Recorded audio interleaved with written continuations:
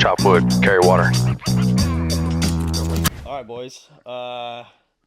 Happy Tuesday. It's Great Tuesday. A little bit of a, audible today. We have a different normal co-host. Aaron's not here today, so we got Beau with us today. What's up, big This dog? is Beau making his podcast debut. Yes. He has a chew toy with No, him. Yeah, we he's a like dog. anything. He's a dog, so he has a chew toy. Okay. Yes. He's also got football somewhere around here. We'll find the football. Excited, bro. Excited. We got a great slate ahead. If you hear Miss Rachel, then I apologize, but that's the only way this is going to happen. Yes. Yeah. Also, do you know about Miss Rachel? Yes, I do. So slightly here and there, and we've talked about this before. I don't know what it is, but there's this show on Netflix called Miss Rachel. It's not very well produced. It looks like an off-brand Blue's Clues. That's where I was going to go with it. And for some reason, the kids are hypnotized off it. Oh, they're most hypnotized off two things: Sunday Night Football and Miss Rachel. Those are the two things. Couldn't get more further apart. Ted's a dog. Talking about production. He loves a good blueberry. Those puppies in there. Got a baby. Oh man, that's like me with a Zin. You got one? Yeah. Oh man. Anyways, the slate this week, Steve. Let's just start with college football. And I had this vision on the way home from work today. There's all these coaching vacancies, right? It's the wild west. It's the Wild West. It's a true carousel this year. Yeah. I don't know about you, but I don't think Brian Kelly is coaching for a little while. I think he's getting paid out.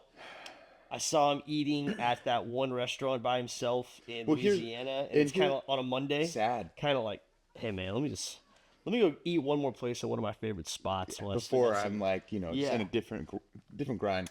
This is the thing about that whole situation. The last three coaches, that goes all the way back to like 2000. Yeah. Right? That's a long lineage of coaches. And when you look at who the coaches were, they were pretty darn good coaches there. In the first 4 years. You're talking LSU? LSU. Yeah. Yeah. The first 4 years, every single one of those coaches had already won a national championship. Yeah, so and he's not on pace for it. He's not on pace for it. And it's a 12-team playoff now. Especially when I saw this, I don't know where I saw it. Somebody said they knew it was bad and disrespectful when Vanderbilt didn't rush the field after beating LSU. And I was like, that's a hot take. I was like, that's a hot take. Is that a culture shift in the SEC that a school that was once a predominant school in the division or in the conference, LSU, gets upset or gets beat by a Vanderbilt school who used to be bottom of the barrel? Of course. That's where you know the culture is shifting, the culture is changing. Fan expectations are now on the rise. The tides are turning a little bit. I agree. Yes. I like it. I like it. I'm here for the whole damn thing. It makes me wonder. This is where I was going with the original thought. So Lane Kiffin right now, I think, has the biggest circle around him because he is on a positive projection, right? Yes. His trajectory is He's ascending. High. Yes. He's ascending. He's a rocket ship. James Franklin, huge name. I bet you 4 weeks ago, it would have been like, oh, is James Franklin going to go to, an SEC school or something like that? Now that's not the case. James Franklin's stock is down. But Lane Kiffin is elevating Ole Miss. Ole Miss is a top 10 program. Yes. They should be a playoff team this year. I think they'll be. I think they will be. And people are saying he should go here, he should go there, whether it's Florida or LSU or even a Penn State, whatever it might be. And my initial takeaway was Lane Kiffin's not leaving Ole Miss. There's especially when you're just starting to build the program. And then you started to ascend it, exactly. And maybe I'm crazy. I don't think the pockets at LSU are that much deeper than Ole Miss or Florida per se or Penn State. I can be completely fucking They're wrong. all kind of in the similar general They're ballpark. in a tier together. Yeah. I'd put them all in the same tier. Yeah. And at the end of the day, people think Lane Kiffin's going to go. So if there was one guy who would do this, it isn't a, traditional coaching selection, but the tables turn a little bit. Lane Kiffin has five hats on a table. Okay. As if it's a signing day. Okay? Yeah. You got LSU. He's doing this on X, or he's doing this on Instagram Live. I think Pat McAfee show. Even live better. In the studio, Yes. Pat McAfee show. Lane Kiffin's in there, 5 hats on the table. Revolutionizing LSU, Florida, Penn State, Ole Miss. You know, who knows what's going to happen? Or Arkansas, whatever you want to call it. Hats on the table. Each of the ADs are there giving their best speech of why he should go there. He's got his black hoodie on. All the contracts are behind a little sheet. Only he can see them. And he's got to put a hat on. That's how we get the announcement of where Kiffin. He very well could put the Ole Miss hat back on. Yeah. Very well could. Yeah. He could tell his players at a team meeting, hey, you know what, this is all bullshit. You know, this is the donors are gonna love this, and we're gonna get increase in NIL. Let's get behind this. Let's get eyes on this. We're gonna get this thing where all of a sudden now you have to eat the shit. Eat the shit. It's a pay-per-view. We're gonna pull a little UFC action out of this. It's a pay-per-view, so now all this money's going to the NIL collective of which program he picks. I think, but to get buy-in from each program's NIL. We constantly, as players, have this. Where's he gonna go? Recruiting pitches. NIL came into the table. I think Kiffin is the one coach that can pull this off right now. Pull this off in today's generation of social media, etc. And like it won't be a big deal. And I think it's almost the same thing of where Kalen DeBoer was a few years back at Washington. And this is what I was thinking, right? We've seen Kalen DeBoer kind of bounce around, and he's had success everywhere. He's hit a lull at Alabama, and where he hit a lull. You got to admit, when he first went to Washington, he instantly Washington was good. Yeah, but Bama didn't live up to the Bama standard last year, so therefore it's a lull. Yes.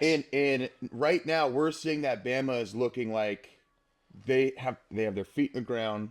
Bama's a top. DeBoer has finally set his standard, and they're moving in the right direction. Now, my thing when you first said Lane Kiffin, is he going to leave? We're seeing right now, bouncing around is kind of hurting some people. I agree, and I wonder if he's looking at the whole landscape and saying, what I have right now, what I've created right now, is where I need to stay to keep this rise. Look at all these dudes that have huge contracts and big buyouts. They're getting stuffed right now. Yeah, no, I know it's gonna be tough. I think right now, if you are a Vandy coach or like a Tulane or a South Florida or a Georgia Tech, that Georgia Tech coach, I can't recall his name right now. Hey man, if you're LSU, I'd be calling that motherfucker because he's winning. This isn't just one fluke this year. Georgia Tech's been competing for a long period of time. Give him some NIL money. Say, take your best 10 players from Georgia Tech with you. We're going to pay you guys. Go win a natty there. Because I think a lot of these programs are going to go after an up-and-rising coach rather than, predominant. James Franklin's going to get a job. Don't get it twisted. But I think that there's a little bit more of an excitement to saying, like, let's go after this new guy. Okay, here's my question. Scott Frost, when he left, UCF and went to Nebraska, right? And he struggled. I'm just curious, what are these programs with all this changing going on? Some of these programs are just it's almost like the NFL draft where you just get busts. There's busts every year in the NFL draft. Of course, that's what's going to start happening in this coaching scheme where all of a sudden, there's coaching lineages. Yeah. And coaches go and they stay with there's trees and they stay with each other and they stay. I think all that's going to start getting blended up. It could. Where now you've worked for 7 different coaching staffs and you're just bouncing around. Who knows what we're going to see. I could see our boy Kenny from ASU making a move. Yeah. Imagine how much fun he would be at LSU or Florida. So do you think coaches that used to have ties to the school because they were former players, things like that, will start to leave? I mean, you could say that argument with like a Matt Rule Penn State situation. I do not think that it's going to have as much of a play at that level necessarily. Okay. I don't know though. Yeah. What the fuck do we know, right? Yeah. College football as a whole. There's also a lot of money involved, so money talks. Shit ton. Always does. All right. What do you think about going through? I think this is the first time we're actually in the first moment of college football playoff and conference kind of coming to a crossroad. Right. We're like at that crossroads of in the season. Right things now. Matter. Things matter. I think there's multiple in each conference. There's multiple games that are going to be kind of crucial to conference championships and playoff implications. Of course. I think we should go through Let's rip each of these conferences and just kind of talk about it. And we'll go through Group of 5 stuff. Speed round it. Okay, let's go. Big 12. They're kind of in a weird spot right now. There's like 6 good teams. I think these are the 3. BYU, Cincinnati, Texas Tech. I think those are the three teams. But here's a caveat. Wait. You said BYU, Cincinnati, Texas Tech. Utah's ranked 24. I think, that's, you beat me to it. And Arizona State is still alive. Yeah, they're still alive. But and Houston's ranked 22. Yes. It gets crazy. So here's the thing. BYU plays Cincinnati still, and Texas Tech. Those are the 2 big games because that's the biggest. But Cincinnati still has to play Utah. So there's a chance that all these teams can kind of start beating each other, and a Utah game day's going there this week. And a Utah can sneak into the conference championship, win the game, and go to the playoffs. I would not be shocked if Utah is a playoff team this year. Yes. Yeah.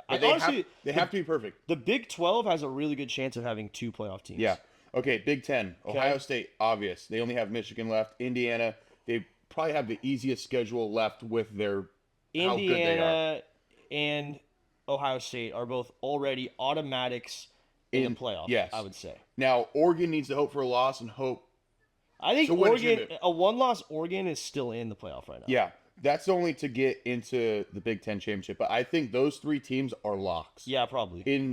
So whoever wins the Big 10, that's almost irrelevant at this point. Yeah. Maybe affects seeding, affects seeding, but yeah. Oregon, like we looked at it last year. I think Michigan's not going to get in there. I don't think Michigan will make it. SC's not going to make it. Yeah. Nebraska sneakily is still 6-2. Who do we know their losses? Let's look at their losses. Their losses was Michigan. I was at that game. Duh. And Minnesota. They're out. They're out, unfortunately. All they got left, they could beat a USC team, they could beat a UCLA team, they could beat a Penn State, and they could beat an Iowa. If they win out at 10-2, they at least have a case. They do. They have a case because you lost to. Not very good schools. I don't know. Okay, so that's the Big 10. Okay. SEC. This one's a little weird too. Texas A&M still has Missouri and Texas, which are going to be 2 tough games.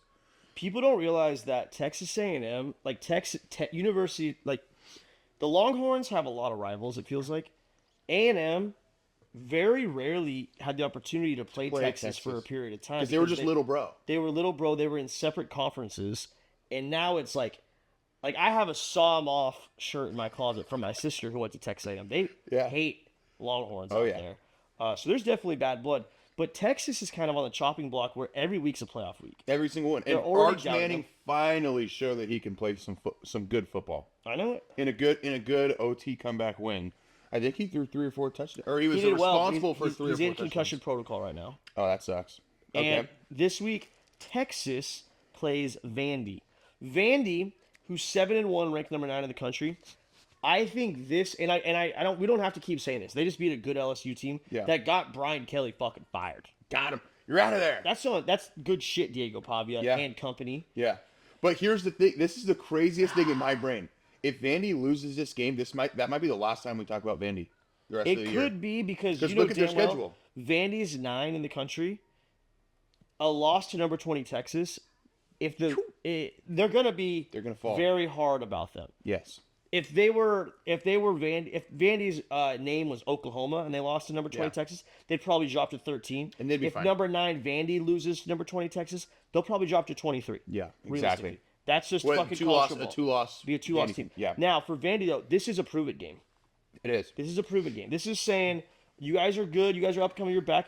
You go beat fucking LSU, Texas back to back like that. Well, and their only loss was to Bama, and it was close. And they beat Missouri, right? Yeah. In a fantastic nail football biter. Game. Okay, Alabama's only big game left is Oklahoma. They still have LSU and Auburn, but I think those programs. Auburn's a rivalry game. A lot of things, crazy things can happen. Which I love that the SEC has all the rivalry games at the end. How it should be. Yes, it's just classic. Ole Miss, though, this is the one that I'm interested about. They still have South Carolina. Who's sneaky. Who just took an Alabama team really, really deep. It's a deep water. I really wish they beat them. Yeah. See, I don't know. I'm mixed. Then they still have Florida, Mississippi State. Who knows? I think those should be 2 easier wins for them. But we could potentially have in the SEC. Oh, excuse me. Georgia still has Texas and Georgia Tech, which I think is Georgia Tech gave him a run for their money last year. Yes, their whole team's back. Mm-hmm.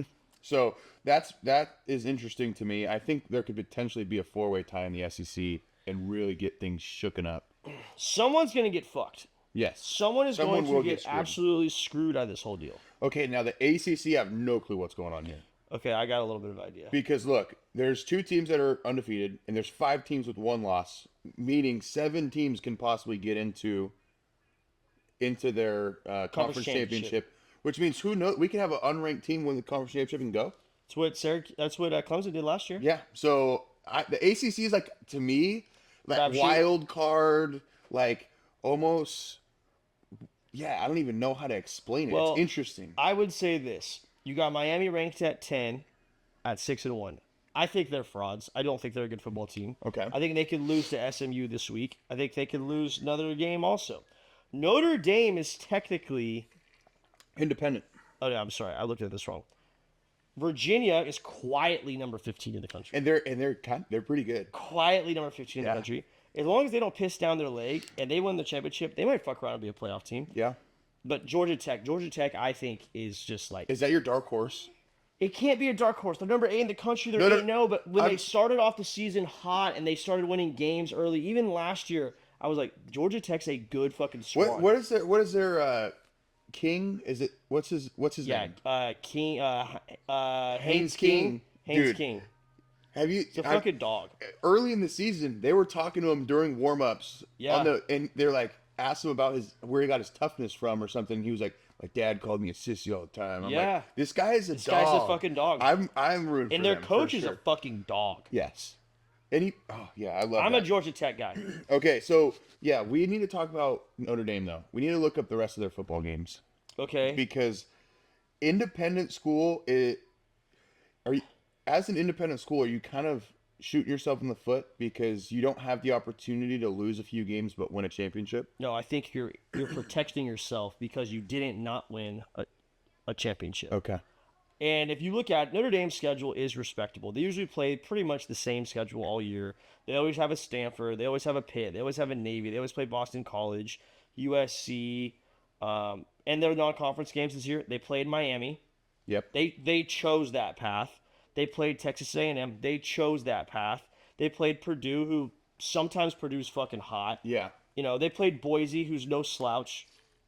They're not. They could have played a spade. They could have played San Jose State instead, but they chose Boise. Or Nevada. Yeah. Or Fresno State. Fuck. And I don't know, man. I think Notre Dame though is gonna find a way to get in the playoff, and they're a good football team. They are. They're a good football team. I agree. Let's talk about Fresno State real quick. We got to go through the last thing, which is I think the only 2 conferences in the group of 5 that are battling it out are Mountain West and the American Conference. American Conference, I think right now is going to be the conference to have their bid in. South Florida's probably going to get in there. South Florida just lost to Memphis, so they're now no longer Memphis ranked. Could be in there. I think Memphis, but they do have a jammed conference race right now. But I think that's going to be it because look, Boise. I'm not sure if Boise can get in. They don't have any votes. They don't have Boise ain't getting in. Yeah, but here's the sneaker. Here's the sneaky one. San Diego State has like 20-something votes. And if they can win out, win the Mountain West Championship, I think that San Diego State can make the. San Diego State looks good this weekend. Fresno State, we got our fucking ass kicked. Yeah, kicked in. Yeah, shit kicked in. I haven't, and this is the thing. It was the worst loss at home in over 40 years. I think I think that this year we've been very fortunate. No, I'm talking Lunch Pail Guys talking about the dogs. We've been very nice. We've been very nice and respectful. We've been very good because that's our program. We'll protect them. I don't like the quarterback change. Not because I don't like the way that the backup Conklin kid came in and performed. Nothing against that. You're a 5-2 ball club. Okay? We know how hard it is to win a football game. It's damn hard. I don't give a fuck if it's against Alabama or Sac State. I do not care. It's hard to win a football game. Yep. And there are ugly losses and there are kick-ass losses, right? And at the end of the day, you don't give a shit once it's all said and done. A W is drawn, it's typed out the same way no matter what the score is or who it's against. Agreed. You only want wins and losses. The fact we lost our first game to what I thought was a good Kansas team. We got a shit kicked. Yeah, they were good. Okay. Yes, we shit the bed against Colorado State. Well, we went on a 5-game run after that. We went on a 5-game run. And then we 5-1. Then you go to Colorado State. Maybe it's elevation. We played on a Friday night. Nothing was clicking. A bye week's coming up. Maybe lackadaisical. I don't know. Maybe you're looking ahead. Trophy game. I don't know. So you go. You fall to 5-2. Then you fall to 5-2. Here's my biggest thing. You get blown out by a team you shouldn't get blown out by, whose head coach is getting fired. Got canned. Yeah. Probably knew about it. Yes. They probably knew going into the game. Yeah. He wins the game, still gets fired, I think. No, it was the week after. It was the week after. Okay. Then we have a bye week, which is the perfect storm to go out there and have a really good success. Of course. Get blown out, have a bye week, 2 weeks to prepare, especially against a San Diego State team who we are, frankly, not fans of. We have a trophy game. We don't like them. We don't like them. That's just the way it goes. And to go out there and lay an egg that bad with, just our defense had stopped. We got past the 35 one time and we punted it. Yeah, not good.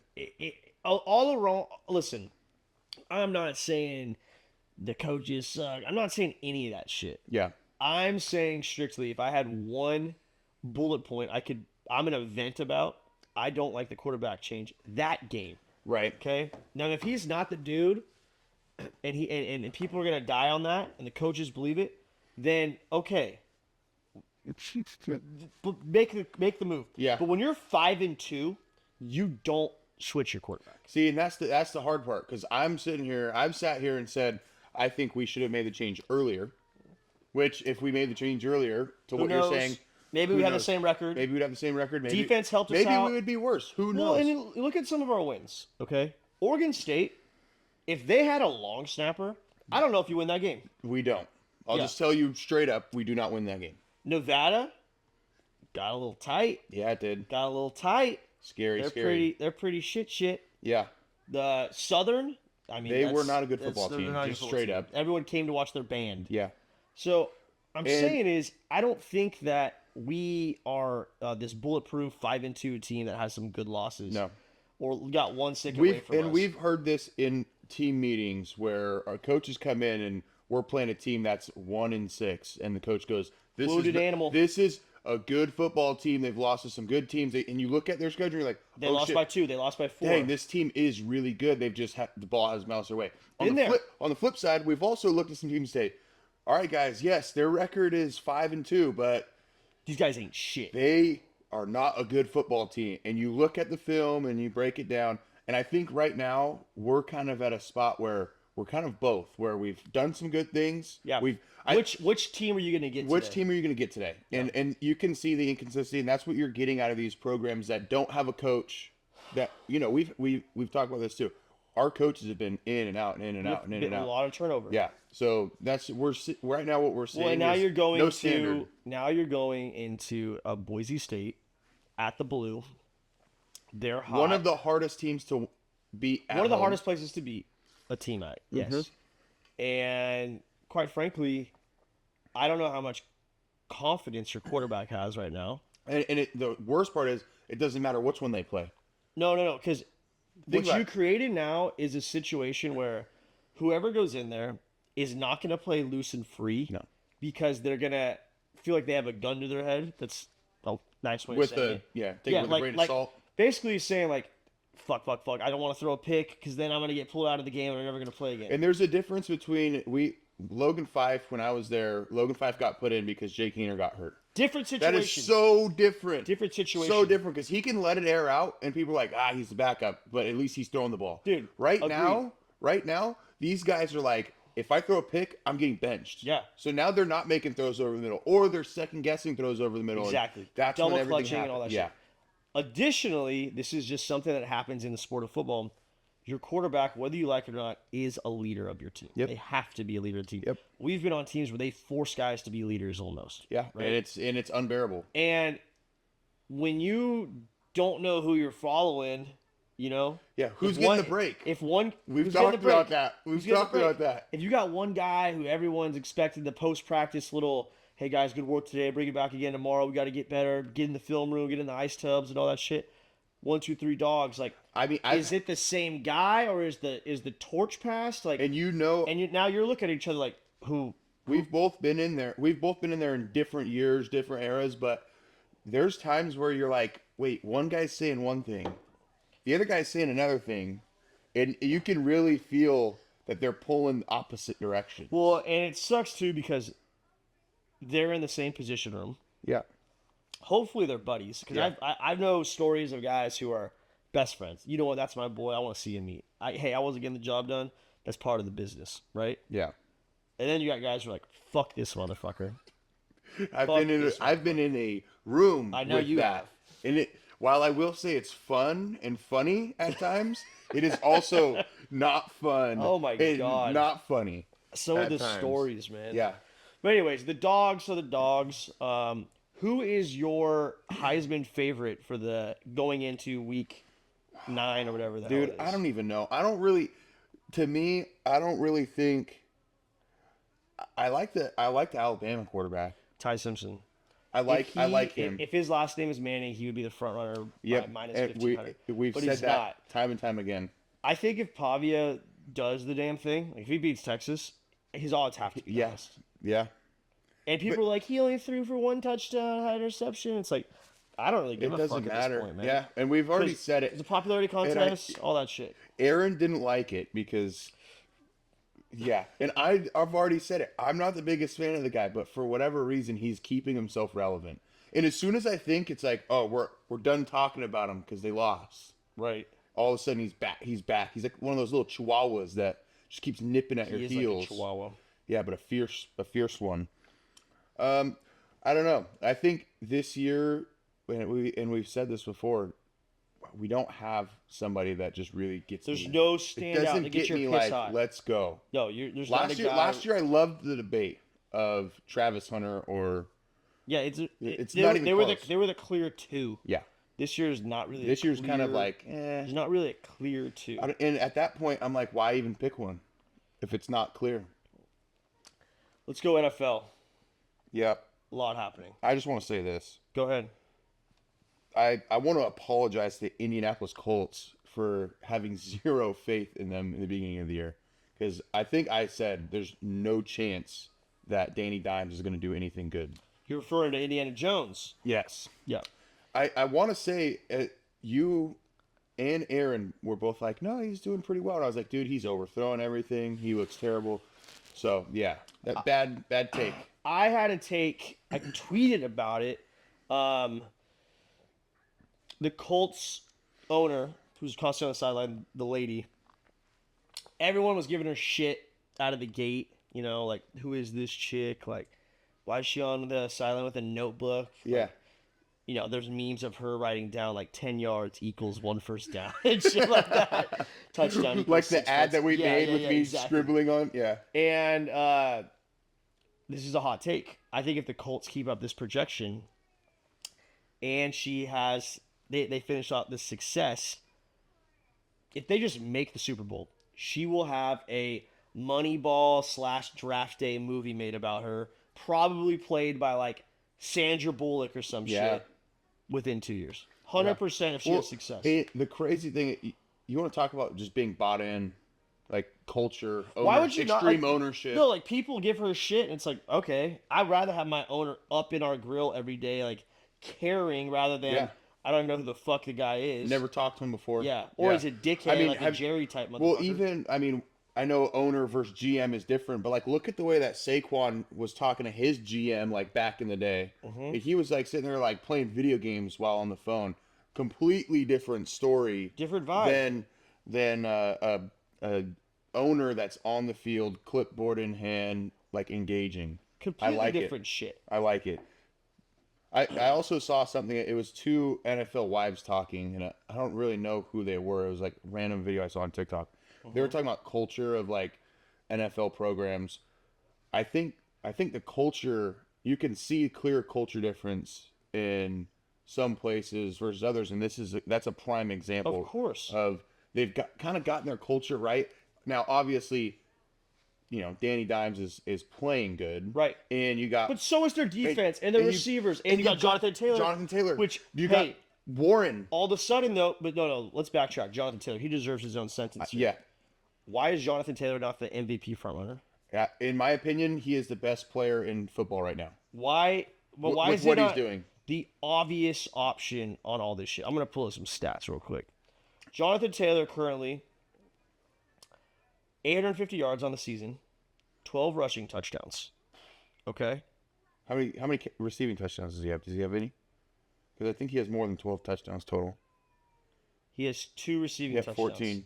14 touchdowns, and we are what, 8 games in? Yeah.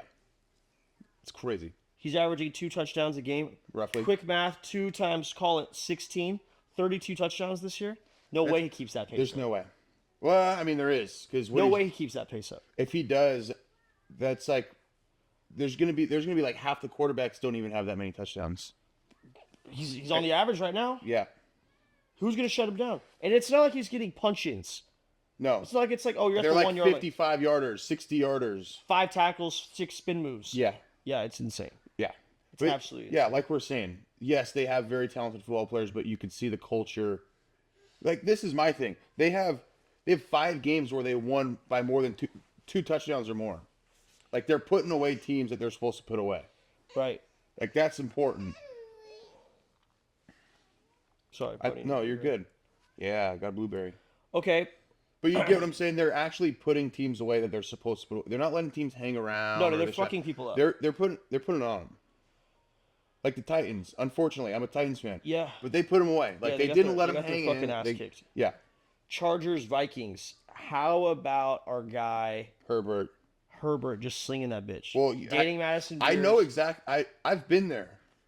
I've been there in his shoes where you're like, all of a sudden you're like, I'm so happy with where my life's at right now. Yeah. And you're just look good, feel good, play good. Also applies to I feel good in my life. Absolutely, and yes. he does. Yes. And they're winning. The basketball game they're at, when the ball came flying at her face. Yeah. And he swats it away. I just couldn't help but laugh. Her like, ah. I thought it was hilarious. How about Carson Wentz battling that entire game? Find out he has a season-ending shoulder problem, which sucks for the guy, dude. And I feel like he's been doing his role. Fuck yeah, he's been doing his role. Jets Bengals. Jets get their first win of the season. Okay. I keep two touchdowns at the end of the game in the fourth quarter. I think that they were not going to lose that game. It was a tribute game. Yeah. It was a tribute game. I think you're right. And they were not going to lose that game. We've been a part of locker rooms where you go into the game and you're not supposed to win, but we're going to win because something just means more. Something just means more. Yes. Bears, Ravens. Bears, turns out they are frauds. Okay. They lose to a shitty Ravens team. Have I not been saying that? I feel like I've kind of mentioned that a few times. What? Bears are frauds. They've always been frauds. We get bitched at in our weekly rankings on Bring the Juice constantly. Oh, why are the Bears not high enough? Because it's shit like this. Well, and I've been saying, Caleb Williams, he's just sometimes, he's not going to win them games. You either have it or you don't. I don't think they got it. But Kyle Hamilton, I don't know if you saw the clip of him on the blitz when he comes and he hits the guard and they do kind of like a games thing. Mm-hmm. Hits the guard and sacks Caleb Williams. It was an unbelievable. It was we need to put a clip of that. Clip that? Yeah. Kyle Williams, dog. Hey, dog. The speed that this guy has to engage a blocker and get off, make a sack is unbelievable. Dolphins, Falcons. Dolphins also look legit. Okay. And I hear some people say, where's the Tua haters out this week? Mm-hmm. And to that, I respectfully go, Sparky. They're a little sparky this week. I appreciate them. I do like he went out and threw what, 3 touchdowns? 4, I think. 4?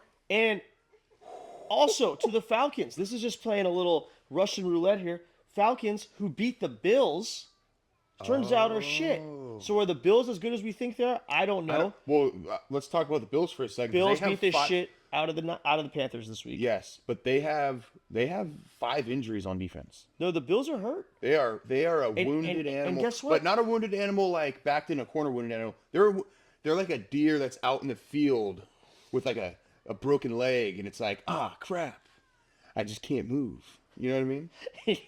And they're gonna get shot or what? I don't know. We're gonna find out. I think that any team right now can make an excuse that they're hurt. Yeah. Like, look at the 49ers. 49ers were hot. They ran out of juice this week. Yeah. The Mac Jones love, it was going to run out for a sec. They're going to get back into it. They lost to the Texans. Also, Texans needed that win. Yeah, Texas needed it bad. I love how George Kittle and all the tight ends were balling on National Tight End Day. And you know what? Some of these commentators were being dickheads. Like, oh, George Kittle and a couple of his buddies decided to start a fake holiday. It's like, dude, fuck that. There's full-on tight end accounts. I think tight end U is one of the coolest things that there is in all sports. I think the tight end position, you can build a team around a tight end. Yes. They're so involved in the offense. You're telling me somebody that can essentially run the ball, right? The ball. Ball in their hands. Look at what's Rob Kraft? Gronkowski Was it changed Kraft? the entire... Kraft? Tucker Kraft. Dude, that guy with the ball in his hands is nasty. Who's tackling him? Not a single person. You're going to be torpedoing at his kneecaps. And you better hope that you don't get a concussion from meeting his thigh. Praying to God. And that's the thing. Then you're blocking. Look at what Kittle did his first game back in the blocking scheme. Completely changed their game. I think the tight end position is underwhelmingly talked about or appreciated. Giants, Eagles. Moment of silence for our boy Scott. Yeah. Ouch. Fuck, man. I got the jersey on today. How to support? He supports Bring the Juice. Yeah. How to support the jersey? See, little backstory with the jerseys thing. Frank just got this jersey hours ago. Unfortunately, our boy got hurt. I had just got this jersey, and unfortunately, Joe Burrow got hurt. So we're wearing them in honor of our boys. Yeah. Like everybody's been talking about it. How crazy is it? Like you could see how much Scatterboo is loved just by the Eagles. Fan base is not a nice fan base. Big Dom bringing them a little something. Who was it? Was it Joey Bosa that almost got in a fist fight with fans because they were making fun of his brother? Yeah. When he was going to the game, like these fans are ruthless. No, you ask anybody in the league, Philly's got the most ruthless fans. Yes, and the fact that there was a standing ovation for Scat, rookie, just like trying to carve his own path. That's love. It's love. Yeah. Even they're who's Big that? Dom. Big Dom. Big Dom went to the hospital. Brought him some pizza. That's huge. I agree. That's culture of the NFL right there. I love that. My stock for the Eagles went up because of how they treated Scat on the play. That being said, also, Eagles look good. They do. And I think they unlocked the pass game a little bit these last few weeks. Which Saquon's not slowing down. Everybody's been saying it, that Jalen Hurts, if you make him throw the ball, it's going to cause the Eagles to have a harder chance of winning. Almost like a Jimmy Garoppolo a few years back. Reverse. Yeah. But I don't know. I've always thought that he's just he kind of I don't know. I think some quarterbacks go through a thing where throughout the season they evolve, and it seems like he's always figuring it out at the right times. I think too though. Okay, I'm with you. And I think that's gonna be what they need on this stretch, especially being the defending champs. Yeah. Like they're going to have they have a target on the back right now. He's going to have to throw the football well for them to continue to win games. I also think that this game was the nail in the coffin for being the end of the Tush Push. There was a play, Jalen Hurts, doing his thing, trying to get his 1 yard, kind of gets stuffed, twists and turns, puts the ball out, like in motion. Okay. A Giants defender grabs the ball, comes out, looks like a complete fumble football play, strip, and they said the whistle blew dead. Ooh. Steve, this was a bang thing, complete bullshit. I tweeted about it. We posted a video out there. So it's bullshit. So you're saying that it's bullshit because they blow the whistle. There's no way the play was dead. There's no way the play was dead. So you're saying they're blowing the whistle too early because they want to stop the play? I don't think they even blew the fucking whistle, to be honest. Well, we've already seen the NFL does some very suspect things. Look at this. Yeah, let me see this play.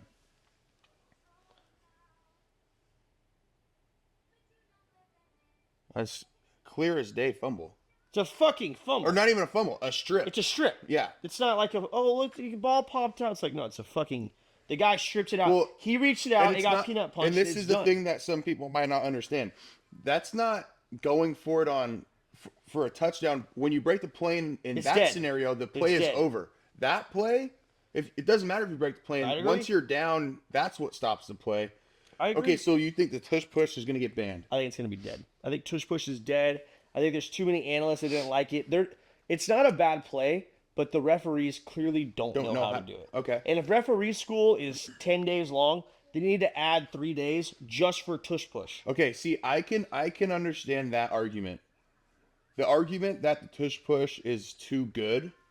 No, that's stupid. Is a terrible dog shit argument. No, you can't say that. But now, I've never heard somebody come after it in the refs don't know how to rule. They're not officiating it correctly. Okay. I don't mind that. Hang on, we're getting a FaceTime call from Mac, who just landed with...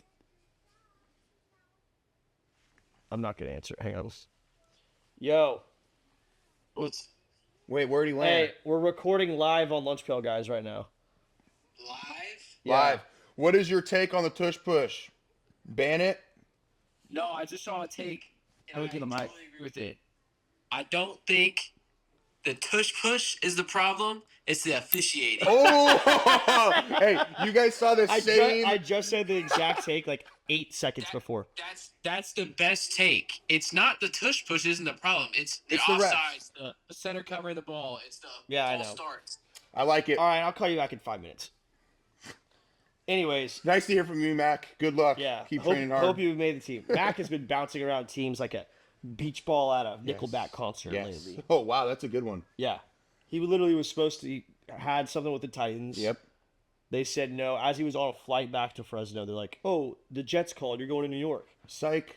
Can't make a jet turn around though. That's the only problem. All right, where are we going? Browns Patriots. Real quick, speed round, okay? Browns Patriots. Patriots are back. Browns fucking suck donkey dick. No, Drake May. I love Drake May. Okay. Huge fan. That's all. That's all I want to say. Keep going. Bucks Saints. Bucks. It was an ugly win, but they're good. Also a very hurt team right now. I agree. Saints. Is Baker Mayfield starting to kind of plateau? No. No. Okay. I just want to hear that because a lot of people we already are saying discussed. It. Yes. Booty cheeks. Broncos Cowboys. Broncos might be a wagon. Broncos defense is nasty in my opinion. Broncos as a team might fuck around and be a wagon. Yes. They just might be a wagon. Hey, I don't know what to say. Bo Nix is that fucking dude. Yes. And let's not forget a guy named Sean Payton. Yep. Who's the coach there? Who has had some success. A known name. Also, Cowboys. What are we doing, man? What are we doing? Look like shit. It's unfortunate because I thought in the beginning of the year that they were going to be a good football team. Looked good. Didn't turn out to be. We'll see. Packers, Steelers. Pack is back. Steelers. I love the look Packers, bad. and I think a lot of it comes from former teammates that we've had that are playing there. Specifically, Evan Williams. Evan Williams. I don't know. I was a Packers fan growing up just off of Brett Favre, and as soon as he left, no longer a Packers fan. I also think the Steelers shot themselves in the foot with the uniform selection. I get it's a throwback. Those were some of the worst uniforms I've ever seen in my life. But they've done that multiple times. I know. I don't know. They're so bad. Can you just get the feedback from the fans and just not do it? Do you like a hybrid, though? Like, well, at least the pants are yellow. For me, it's like the gold cream poop colored pants. Yeah. I can't do it. Well, I'm also like, what's going on with the whole thing? It's just not good. I haven't heard one positive feedback from those unis, so. Last one, Commanders, Chiefs. Chiefs are back. Chiefs look good. They're in mid-season form. They're in mid-season form. They're only going to get better, and somebody's going to have to go in and beat them. Who is your? Give me your Super Bowl winner right now. Super Bowl winner right now. Let me look. All right, I'm gonna tell you mine. You go first. And here's why. I had a epiphany last night where I thought of the phrase that Andy Bernard from The Office said towards one of the end of the seasons. I wish you knew you were in the good times before they were over. Like, yes. I wish you knew, like, right now I'm in the good times. Yeah. And I think Matt Stafford is the good time. Okay. I think the Rams are going to win the Super Bowl. I like that. I don't know how. I don't know why. I know they got to go through the Niners. I know They're a they got good to go through the football team. Seahawks. I don't give a fuck who they got left. The Rams are going to win the Super Bowl. All right, that's a cool one, and I think they do have a path to get there. Okay, I'm just gonna go. This is purely off of. I don't know what it was. 2017 me. Okay. Or 2016 me, whatever year it was. Mm-hmm. Baker Mayfield is gonna bring another Super Bowl to Tampa Bay, purely off of Juice, the passion, the I'm better than you mindset, him talking shit to the fans coming back at halftime. Is this Baker Mayfield's Drew Brees Super Bowl season? I think so. And I think a big part of it is Igbokwe, is he out for the year? No. Is he, what's going on with him? Ibuka's fine. It's Mike Evans. Oh, it's Mike Evans. That's right. Mike Evans being out. But it's like now you have a star young cat that's They got plenty of depth. They got plenty of depth there. Chris Godwin's out too, though. Oh, is he back? No, I thought he's back. Is he back? Oh, Okay. no. Yeah, we got to look at that. But they have talent. I don't think it matters who he has around him. No. I think as long as Baker Mayfield's healthy and their defense could hold their own, and the offensive coordinator has a pulse. yeah, it doesn't even matter because we've already seen he went to the Rams and won a game without knowing any of the plays. So all the coordinator just has to have like a little pulse. That's it. I think we need to start looking more into the wins and loss records as well, on if your team that week wears your coolest uniforms or not. Yes. I'm sorry. I think the Creamsicles have won. The throwback Seahawks have won. The Pack All White. Pack All White was crispy. Denver, the blue and orange. Yes. Those are fucking sick. Wait, hold on. Did the Chargers lose in the Blues and the Navies, or did they win? Did they wear the Navies this last week? No, they wore it 2 weeks. Yeah, they wore it this last week. They wore the Navies this last week. Okay, they wore the Bolt yellows the week they lost. Yes. The But Navies, the Navies are sick. Those should be permanent. Yeah, I agree. Anyways, what else do we want to chat up before we're done? I'd say last thing, a little World Series action. Oh, Ohtani is... Is Ohtani the Japanese Babe Ruth? I think he's already there. I think he's already surpassed that. Ohtani is ahead of Babe Ruth in the all-time baseball rankings. Is that your statement? Right now, with what he's doing, maybe not career-wise, but... He's on the projection? Maybe not career-wise, but single... Season? What he's doing right now in this World Series is insane. I agree. It is insane. He had a walk-off home run, and then the same day had another game. Or no, excuse me. He didn't hit a walk-off home run. Freddie Freeman did. Yeah. But he threw 10 Ks that day. It's wild. I also think one other thing that I want to say is, I don't know if you saw the goalie in the NHL. Which one? That skated across the ice all the way to the other side just to get in a scrap. With the goalie? With the other goalie. Wow. What a freaking... that's why I love hockey. Is that our dog of the week? That is our dog of the week is... What is this guy's name? I don't know. We'll clip it, though. Skating all the way across, throwing hands. Is there a term for that? He basically... I don't know if there's a term for it, but he had like the ref in a headlock, too. He didn't care. He threw his shit down and started going. Goalie on goalie in hockey fight might be the most savage shit. Yes. Soccer would never. No, they couldn't. Never. You know how long it would take you to run from these guys? Yeah. You have to really think about that action the whole time. Oh, yeah. And those goalies are about it. All right. Quick shout out to Beau for being seamless this whole episode. Dude, I haven't heard a peep. This guy's fucking fantastic. He's a dog. Get your piss hot. See you next Tuesday. You. All right. Good job, Dude, buddy. Wow.